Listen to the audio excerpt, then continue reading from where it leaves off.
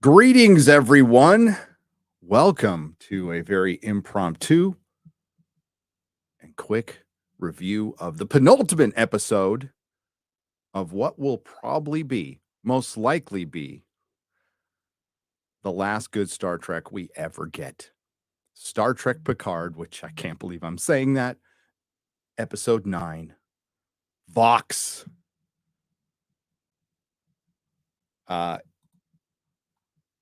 Apologies for not having a proper thumb. We will have one later. We're currently finishing up a video that we're going to put on the main channel. My review of the Marvels trailer. I can't wait for that movie. My God, it's going to be Christmas, my birthday, all wrapped up in the one. I'm in my gym clothes. I've got an appointment in a little over an hour, so we have limited time, I'm sorry to say. But I'm also going to try my hardest to do a member stream today. It's either going to be today or tomorrow, but it's looking like today after my appointment. I have a lot of IRL stuff to do, which you guys don't care about. You're here for Star Trek Picard Season 3, Episode 9, the one we have been hinting at. There's a particular ending, and I'm going to do things a little differently. I'm going to just go over my overall thoughts without spoiling the episode, and then I've got a little spoiler tag. That's based on my old spoiler paddle. Is it somewhere around here? I know it's somewhere around here. I thought I saw it. Yeah, it's right there. So when you see that go up, that means there's spoilers. My name is Gary Beekler. I come to you from Nerdrotic.com. And I just finished watching the episode again. And that ending. Holy crap, that ending. So the last couple of episodes have been a little drawn out, okay? Especially episode 7, which didn't have Riker in it. Been a little drawn out. But we finally did get some answers of who is calling to Jack and why. And I'll get into that in the spoilers section. Many of you have already guessed it because you're smart Star Trek fans. And I guessed it early too. And I wasn't sure what this revelation was. I was like, But if you think about it, I think it's really cool because what Terry Matalas has done, and I talked about this on a live stream yesterday, to use a paraphrased Iron Man reference, is rebuild Star Trek in a cave with some spare parts.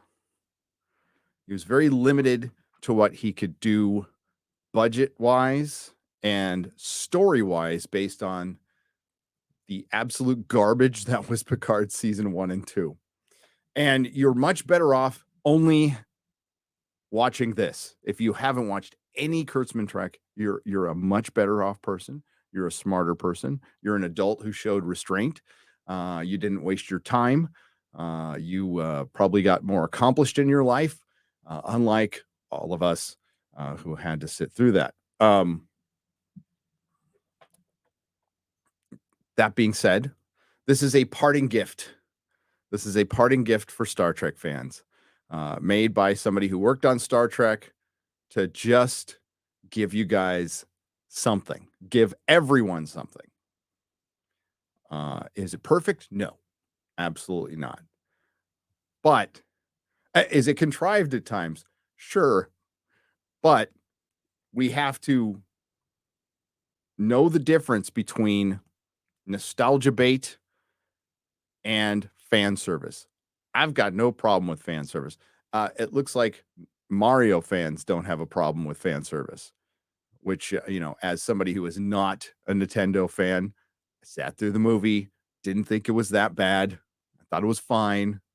But I can understand why a Nintendo fan would love it based on what they said. I have to take them at their word. But it's making a ton of money and it made people happy because that's what ultimately entertainment, especially like Star Trek, is supposed to be. It's supposed to give you enjoyment, entertainment, make you think a little bit, science fiction analogies. That's what it's there for. There's a line in this uttered by Jack that I didn't like, that I will go over. But this was a banger of an episode. And call me a sucker. I don't care. The end is all we ever wanted. All we ever wanted. Did it take threading a few needles to try to get there? Sure it did. But it was done with heart, and that matters to me anyway. Also, what nostalgia bait is here's a member berry to lure you in so you can watch us replace your favorite character with a bait and switch, like the Mandalorian. Like the Mandalorian, which is now the Woman DeLorean. But what this one did was brought the old cast together, which, yes, they should have done it in the first place, and they should have had Terry Matalas in the first place and all this. But, if my aunt had nuts, she'd be my uncle, or at least that's what it used to be. Not sure now. Not going to get into that. But what we were given today, I thought was exquisite. I thought it was great. Absolutely loved it. And there is a, if you want to get analogous, I doubt Terry Matalas meant for what I'm about to tell you in the spoiler section to be that I would say on the nose, but I'm going to choose to believe it. And it made me laugh with joy, not unintentional, like, I don't think that's what he meant, but damn, holy crap. It can really be looked at as a major problem for today. What Star Trek Picard isn't is filled with intersectional feminism and woke. What it's filled with is Star Trek, which appealed to a lot of people. I'm not going to say everybody. Nothing appeals to everybody. I'm sure there's a few people out there who just don't like the Lord of the Rings trilogy. It's not your thing. I'll forgive you for not having good taste. It's okay. I'm just kidding. But that can't be it, though. That can't be your baseline. It's not woke. No, it's Star Trek. And Star Trek was always woke. No, Star Trek always spoke to everybody with respect. Star Trek would show both sides of a problem in detail, and whether you agreed on what side it landed on or not was completely up to you. But it never chose a side. It never told half of its audience. I'm talking about old Star Trek now, to F off. But that's what Kurtzman Trek has done until now. This one treats all of the audience with respect. You may agree with things. You may not agree with things. There's certainly things in here. I didn't love, but I knew that this story was focused on the characters. And they gave us a next generation film in 10 parts that we really never got. Now, prior to Kurtzman Trek, the only Star Trek I hated, and I mean with the hate, with the fury of 10,000 Suns. I don't even know. I can't even get analogous on that. But I hated Generations. Hated Star Trek Generations. Still hate Star Trek Generations. We'll never watch Star Trek Generations again. Will not own it. I don't like that movie. But the other Nemesis was lame. Insurrection was a very, very average 2-part episode. And I thought First Contact was fine. And if people want to argue, well, it ruined the Borg. Voyager ruined the Borg. Okay. I liked First Contact and The Last Temptation of Data. But what I didn't like is the drummer for Scott Pilgrim Borg Queen at the end. Well, if you didn't like that as much as I did, then you're going to like this episode. So again, what is also improved greatly, and this has a lot to do with writing, is the acting. Like even Sir Patrick Stewart sucked in Star Trek Picard season 1 and 2. And he still sounds tired because he's old. But there are moments where it's like, oh, that's the Captain Picard. I remember he's Admiral, but he gets called Captain a couple of times in this episode. Sorry, spoilers for that. We do find out what's going on with Jack. It's a little crazy. We find out what happens with Picard's body. It's a little crazy. It's a little crazy. And we find out what the big plan was from the start. So as you know from the last episode, the changelings, a radical sect of the changelings who wanted to, who were experimented on by a crazy doctor at Daystrom Station, escaped and were working with another organization. We'll just say. I almost said who it was in the non-spoiler section. And they had much bigger plans than just stealing a portal device. And it turns out they had much bigger plans than just getting Picard's body. That was just a means to an end to what the real weapon was.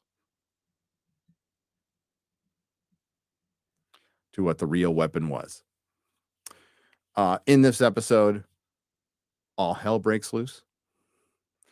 And it is a good penultimate episode. I saw 2 penultimate episodes in the last 72 to 48 hours.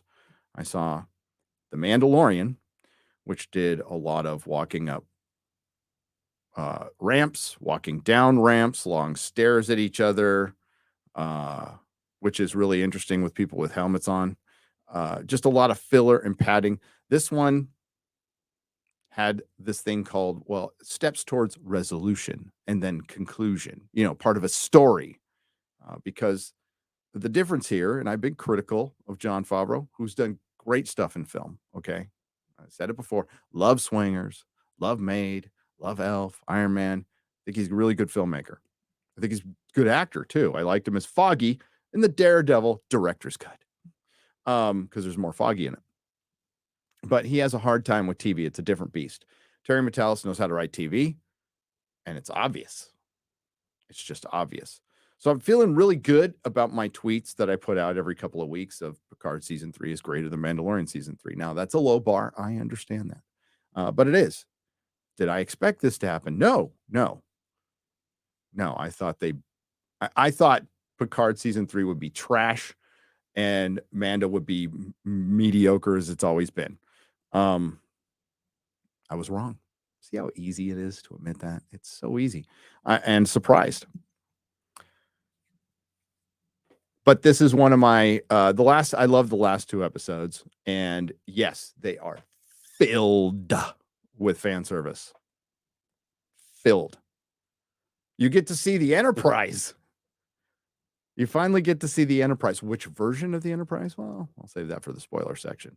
They redecorated, and I don't like it. I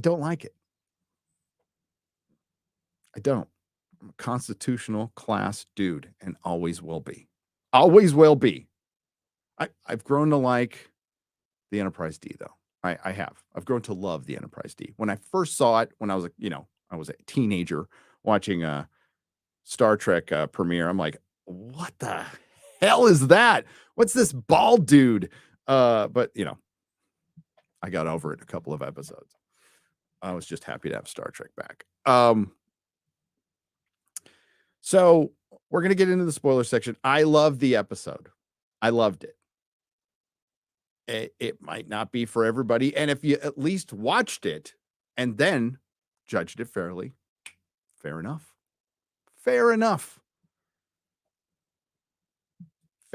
Because unsolicited advice from a content creator, if you're going to cover pop culture, it's good to know as much as you possibly can about what you're covering and why.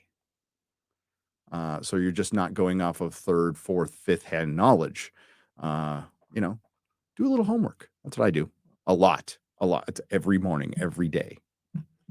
And actually watch the shows that you're going to review instead of pontificating about them based on somebody told me. Just watch it. Just watch it. Hello, everyone in the chat. Patrick, Allen, Justin, Armada, Dr. Scooter Jones says, couldn't wipe that smile off my face when I saw, you got a spoiler in there. Hang on. I'll finish that. Okay. Dr. Scooter, hang on. Let's get it up. Oh boy. Let's get it up. I think I have a clip for that. Excuse me while I whip this out. I love that. Oh, at the end. It never gets old. It might for you, but not for me. Spoilers. This is based on God, it was Viking Bitch who sent me my spoiler. I found it. I found my spoiler paddle from the old days, back, pre 1,000 subs days. It's a little ping pong paddle that says spoilers that I would raise up. We're in the spoilers section, folks. Here we go. This episode was called Vox. And at the end of episode 8, we saw Troy sat down with Jack. And she wants to find out who's calling to him. And, well, you guessed it. It was the Borg. The Borg. And you're like, not the Borg again. The freaking Borg. They just brought the Borg back out in season 2. The old Borg, not the hippie Borg, peace Borg that's going to go assimilate everybody into their peaceful collect, which I find far more evil, to be honest with you. Not the drummer from Scott Pilgrim Borg. So that has been wiped out, completely gone. I'm sure some people in their headcanon can have Girardi Borg out there somewhere. I don't. She don't exist anymore. She doesn't exist. The actress who played the Borg Queen in season 2 has passed on. And by all accounts, she was a great lady. Nothing bad to say about her. But Girardi Borg, and you know what? I liked the drummer from Scott Pilgrim. Okay, Alison Pill. Thought she was great in that movie. Fantastic. You know who else was decent in that movie? Was Brie Larson. Brie Larson was good in that too. But well, and I guess it all depends on the writing and acting and what happens to you later. I prefer Brie Larson with her, I don't know, a little heavier. She looked more natural. So eat a cheeseburger. Okay, they're really delicious. Where was I? All right, so we find out it's the Borg. It's the Borg Queen, and it's I always want, I either say Allison or Alice. It is Alice Krieg. It is the voice of Alice Krieg, which I absolutely recognized in because they were, I think, I could be wrong, but it really sounded like they were mixing it with the Borg Queen's voice with Dr. Crusher's voice. And I heard Allison Krieg. I'd recognize because I thought she was good as the Borg Queen in First Contact. Sue me. Okay. And she was a little sweaty and cyborgish and Geigery, and yeah, I got no problem with that. Is that wrong? Is that weird? I don't care. So I recognized her voice a while back. Many of you guessed it as well. So congratulations. You are a smart fan. It turns out Jack is an organic Borg.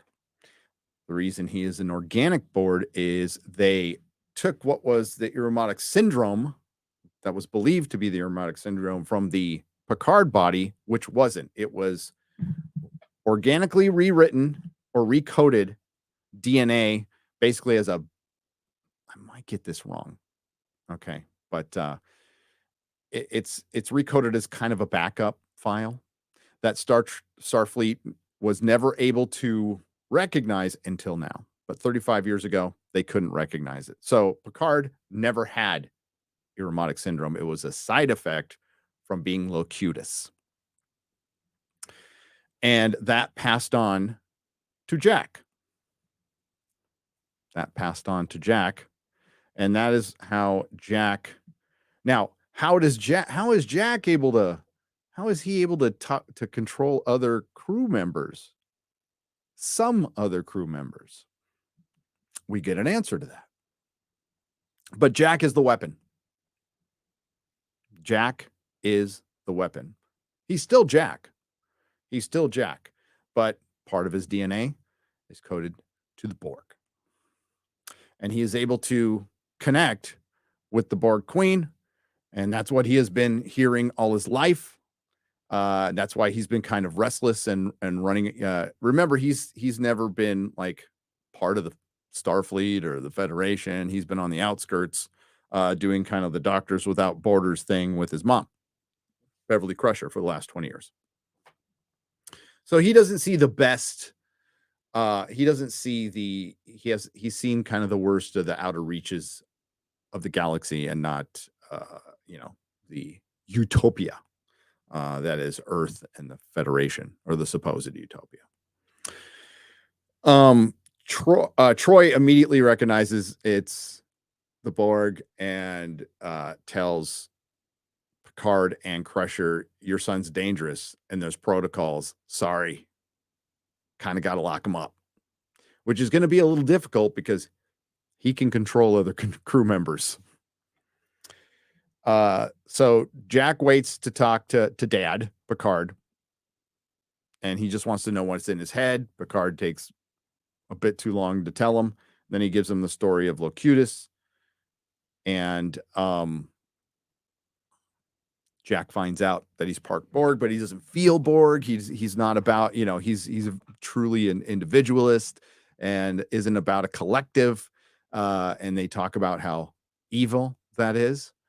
They even call it authoritarianism, which I thought was good.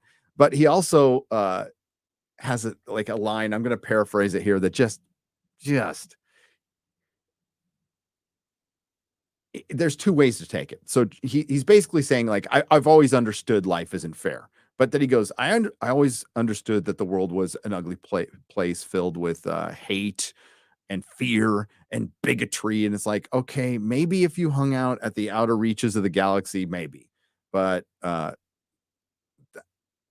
that's another thing. Like, even Picard would come up and say, but that's what the Federation and Starfleet have moved past. Like, we've moved past these things. It's possible.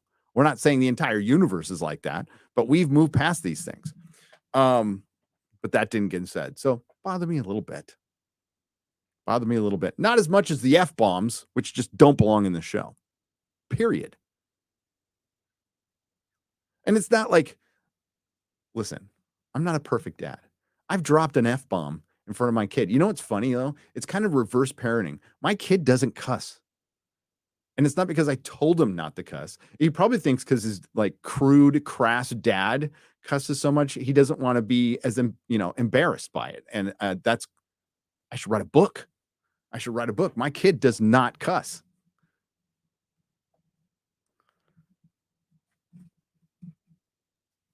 The older one does a little bit. He gets that from his mother. Just kidding.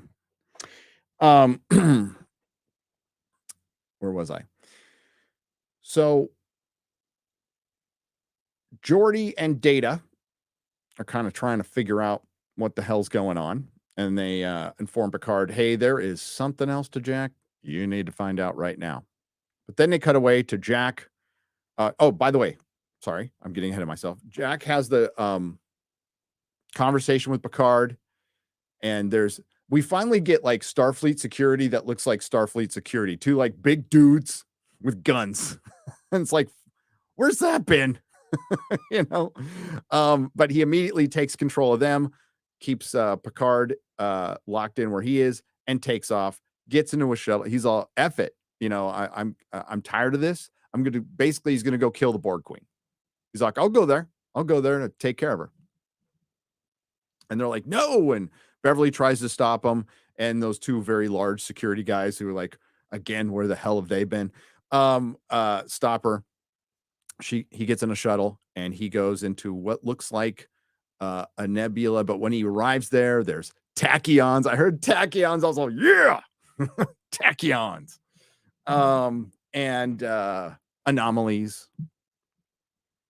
We didn't get a quantum. I don't think we got a quantum, but we got tachyons. Okay. And he gets in contact with Borg Queen, and we see the big Borg cube in what looks like a nebula cloud thing. So we go back to Geordi and Data, and Geordi and Data are like, we're seeing some weird stuff in the transporter. And they're like, what? And remember when Ro specifically, like, I'm taking a shuttle. I ain't getting on that transporter. She wasn't being paranoid like good old Dr. McCoy, but man, he was right.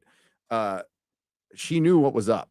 So we found out that there is DNA code written into the transporter that's being perceived as completely normal, but it's not. It's the DNA code from Locutus. That's been slowly rewritten. So the changelings infiltrated Starfleet and corrupted it from the very top, going as far as to probably, I don't think we got confirmation of this, or maybe we did. Correct me if I'm wrong, chat. Coordinating this whole Frontier Day thing. And they've been doing it for a long, long time. So they coded this DNA that they didn't recognize until they had a sample of it, which is from Picard's body, and they have been assimilating Starfleet. Every time somebody beams in and out, they assimilate Starfleet. And so, okay, that's one analogy that you could take for Kurtzman Trek. Somebody infiltrated Star Trek and rewrote its DNA in the transporter and assimilated it into something else. I think that's funny. I doubt that was the intention, but man, that's what I'm going to think about. And here comes the best part, at least to me. It turns out,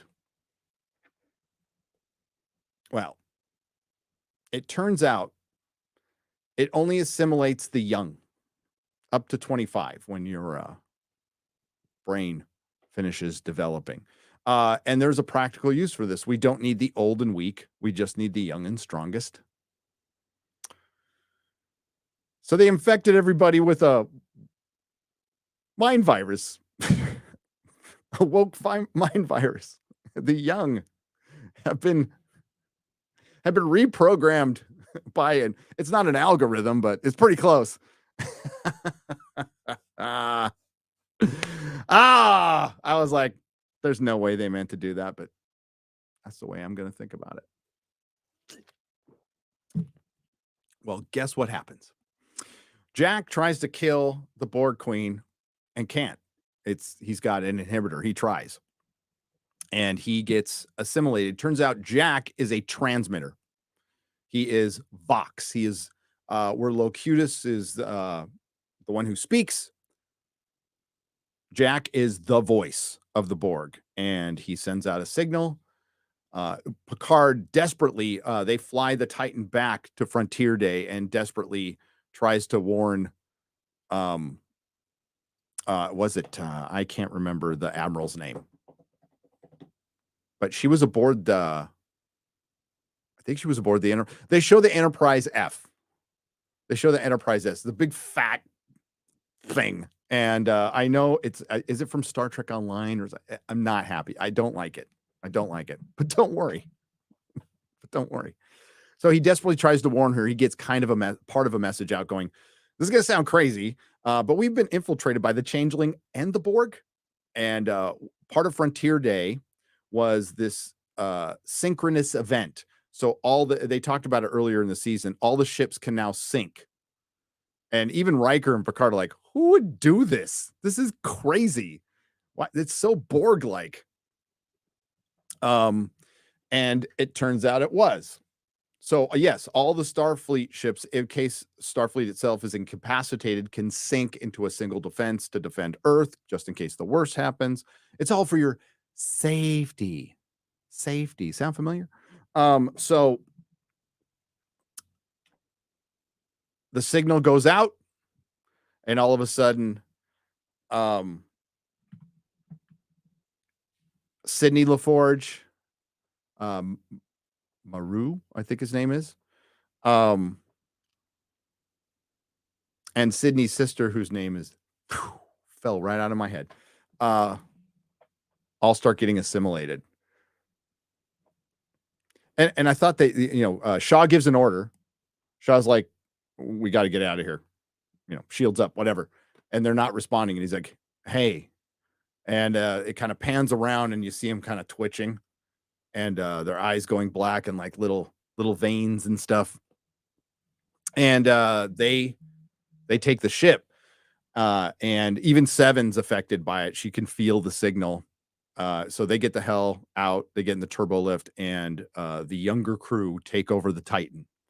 So and then all hell breaks loose throughout the entire fleet. The fleet starts. The admiral of the Enterprise F gets killed. She's like, our crew is turning against us. While they're in the turbo lift, they hear the captain of the Excelsior saying, hey, we've managed to take the ship. We're gonna get out of here. And they're on a special signal called Delta 99, which is a maintenance channel. But then the Excelsior gets taken over by Starfleet and they destroy it. So the Excelsior gets destroyed. But then Shaw figures out Delta 999. That's a maintenance hatch. There's nobody down in maintenance right now. And there is a maintenance shuttle. Let's get down there right now. So they get down to maintenance. They tell everybody who's left to go, and it just so happens to be all of our main crew members, Raffi, and Seven, and Shaw, and the main crew members. So they get in the shuttle. The shuttles are not attached to that override system, so they can get the hell out. Here's the sad part. Here is the sad part. While defending the crew, and this was absolutely done on purpose, the core crew of the Enterprise, the crew that we followed, gets away. Well, who stays back? Raffi, 7 of 9, and Shaw.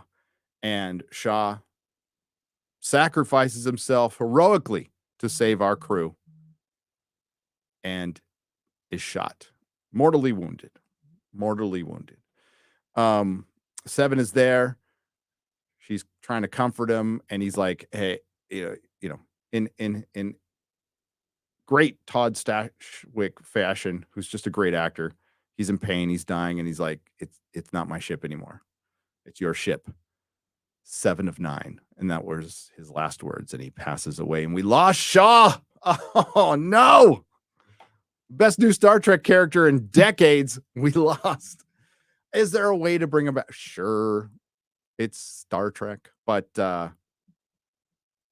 he looked pretty dead. Now, maybe he just went comatose. I don't know. No, he died.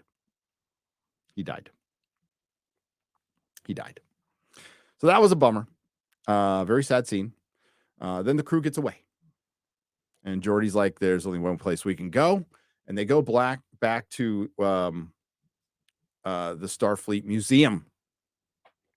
And this is where the fan service comes in. Folks. And it's awesome. It's fucking awesome. Geordi says, and yes, they stole this from Battlestar Galactica. I'm okay with it. They need something analog that's not connected. So, thanks to the Prime Directive, the saucer disk that they crashed on Viridium 3 was taken back. And they pieced together other starships. Now, Geordi says, I put it together, but I'm pretty sure he had help with drones and droids and other crew and stuff. But he pieced together an Enterprise D, like a legit. And he used nacelles from the Syracuse and engines from the Syracuse, or warp engines. So it's not like the whole thing is the old Enterprise D. It's a refitted saucer section on spare parts, and they made a fucking Enterprise D. But that's not it. That's not it. When they get in there, it is the Enterprise D. It is the bridge. It is the bright lights. It is the carpet. It's everything. And I'm like, oh shit. That's awesome. That's awesome. Now there's been, their fleet's getting attacked. Earth is about to get attacked. Like right when they left, all the ships synchronized and says Starfleet is now Borg. We are now Borg. We will kill. We will exterminate. You're old and feeble and take only your strongest.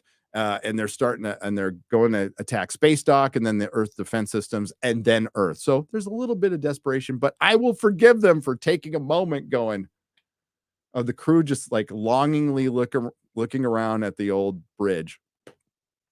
By the way, we find out, well, kind of what happens to the Enterprise E. Apparently, Worf did something because they mentioned earlier on, well, we won't be seeing the Enterprise E. And they all look at Worf and he's all, that was not my fault. So, and yeah, they're longing, there's the Star Trek music. And when they power up the lights, you're thinking, it's going to be like a Kurtzman Trek version of it. But it's not. It slowly powers up. And then Picard says, computer, start log on systems or something like that. And it's Majel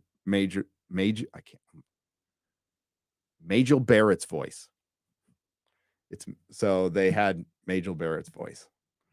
And I was like, that's all we wanted.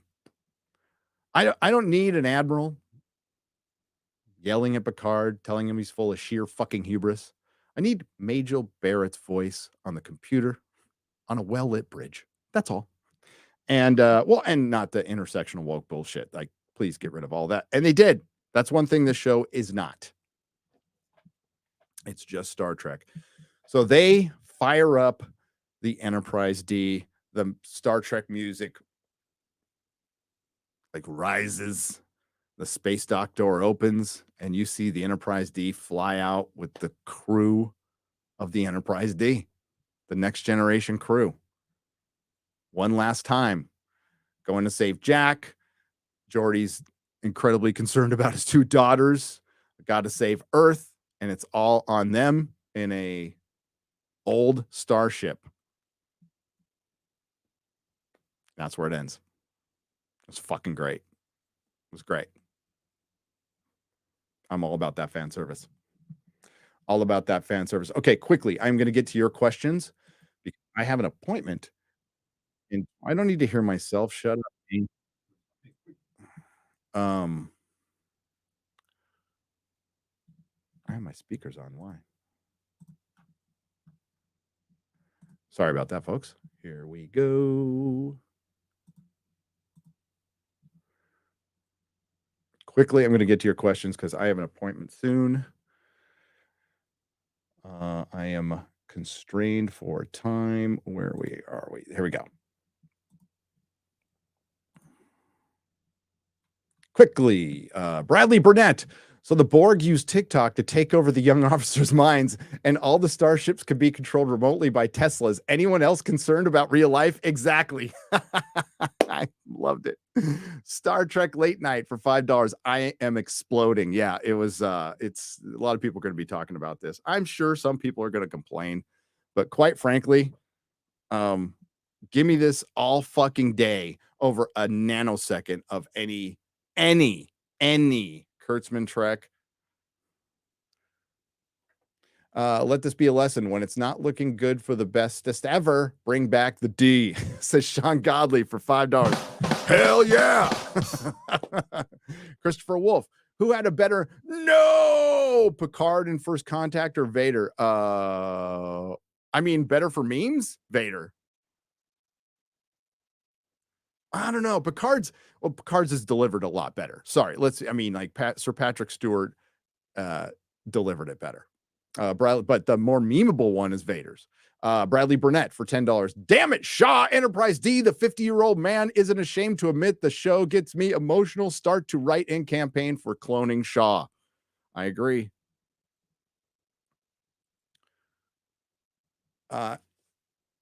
It took 3 seasons for Geordi to turn on the lights. Go Big D, says Landon SRT. I agree. Sean Godley. So Admiral F-Bomb died in the Enterprise. Was that her? Was that Admiral F-Bomb? Yeah, I think it was. It was. I didn't even think about it. I don't think that was the same actress, though, was it? Oh, now I'm going to have to look. I don't have time for this, but I have to look. That is a great... It's really her. Hang on. I mean, I thought it looked like her, but like, I don't know. Maybe I'm slipping. We're going to get verification on this. I'm sure the chat's already answered it, but I've already gone into typing in IMDb. I'm going to go to episode 9. Vox. Boop, boop, boop, boop, boop.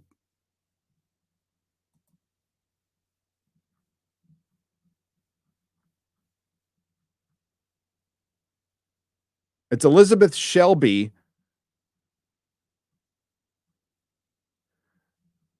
No, it's not the same actress, but we can pretend it is. We can pretend it is. It might be the same admiral, though. Hang on, I can check that. Boop, boop, boop, boop. But it might not be. What did I say? Elizabeth Shelby? Yeah, this is riveting. Sorry. Don't you love watching me search the internet? Elizabeth Shelby. Boom, boom, boom.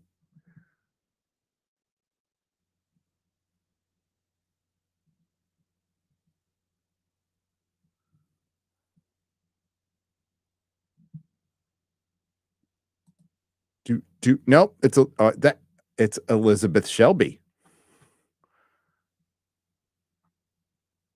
Oh yeah. All right. From TNG. It should have been Admiral Hubris. That would have been better. That would have been better. Okay. I lost valuable time there. I've got 5 minutes. Let's go.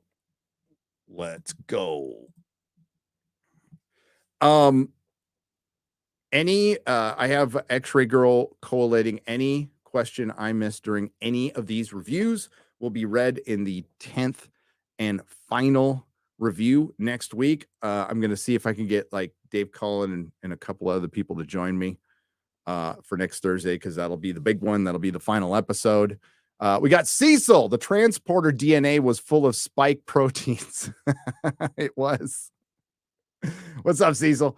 I thought all the changelings died at the end of DS9. No. Kurtzman Trek can only infect the young. Us old guys are immune, says Jeff Funk for $5. I agree. Mike Hill, prediction for episode 10. Janeway shows up with 7 in Voyager, and Picard, Janeway fight the Borg together. Voyager has a future Borg tech still. I can't spoil anything. I'm not going to say anything for that, but that's a good prediction. The Red Door reveal was underwhelming to me, but boy, did they take a turn too quickly. It became Star Trek zombies that shoots you. Yes. I agree. Like the Borg Queen reveal is but it's what they do. I thought that was awesome. I thought it was great. They infect the young and they start killing people like immediately. They don't fuck around. Jack Crusher is a Borg, and they brought back the Enterprise D. Gary, you're there. Gary, you are right. They are going to stick the landing. They stuck the landing, in my opinion. Not all people will agree, and that's okay. The Peacekeeper the peacekeeper of probably Chicago. It says Shy. Nick, what's up, Nick from Echo Base Lucasfilm? And thank you for the $9.99, brother. Great coverage of Celebration, by the way, over on Echo Base Network. You and the coach says Star Wars is dead. Lucasfilm needs to take notes or hire Terry to do Star Wars. The episode gave me everything I wanted and more. The writing is top notch and everything makes sense now. Picard season 3 greater than Mandalorian season 3 by light years. Hail Nick.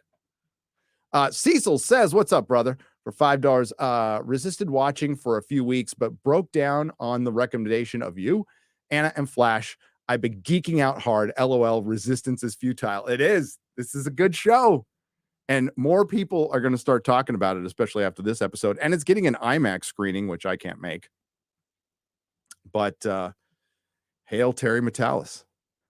Him and his crew get the credit. They do. Corwin's pattern ghost for $5. Since we're in spoilers, they killed Shaw. I was hoping for a new series with Shaw being an AH for an hour a week. They could bring him back. There's a couple of behind the scenes stories that I can't tell because I gave my word, but I hope Terry can tell them someday. And it's nothing like it's just about like what they were thinking about with characters that they wanted to do differently with one character, and they just ran out of time. Because there was so much time and budget constraints on the show, they just ran out of time that they can fix later if they get another show, which, I mean, I'm going to be real with you folks. There's like a 0.1111111% chance. No, 0.00001% chance. I'm bad at math. X-ray girl's not here. Dr. Scooter Jones for $9.99. Couldn't wipe that smile off my face when I saw the crew of the Enterprise D. Wish we could have gotten out with the OT characters on the Falcon. Yep. R.I.P. Captain Shaw, Hail Gary chat, and pineapple on pizza. Yeah. Christopher Mays. I'm going to push this to the absolute limit. My dentist is really close. Like I could probably walk there. So I'm going to push it to the limit. Christopher Mays for $9.99. Earlier this season, you said that there were some retcons of horrible decisions that you were glad to see. Can you say what those are now? Yes. One of them is the Borg. One of them is the Borg. There is another one, but it happens next episode. One of them was getting rid of that Girardi shit. And you just saw it.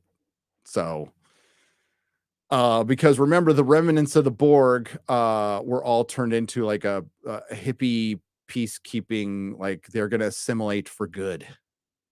I wish I was joking, but I'm not. Look at the thumbnail for the season finale for my Picard season 2 review. You don't even need to see the review. Just look at the thumbnail and that says it all. Gone. They just, is it a retcon or is that shit never happened? I don't care. You decide. But there's something else that was just, they tried to at least work with the Picard robot, and I give them credit for doing that. Still a fucking dumb idea, but I give them credit for doing something with it. Okay. But the other thing is with one of my all-time favorite characters that was just unconscionable. Unconscionable. Gets fixed. We'll just say that. Earlier, okay, I love your content. Keep up the work. Thank you, Empo. I appreciate you. That's €5.99. Ruben Christopher Haynes, my brother. I was born in 68, 1 year before me. I saw the OG Star Trek on TV, STNG, Star Trek Next Year. I was there. I was there at the end of Nemesis. The show was bittersweet. I teared up at the end. Yeah, there's nothing will ever beat All Good Things as an ending. That is one of the best endings to a television show. Like that's top, at least top 5 ending for a television series. So many series don't end well. That was great. That was a great ending. This one has a pretty good ending too.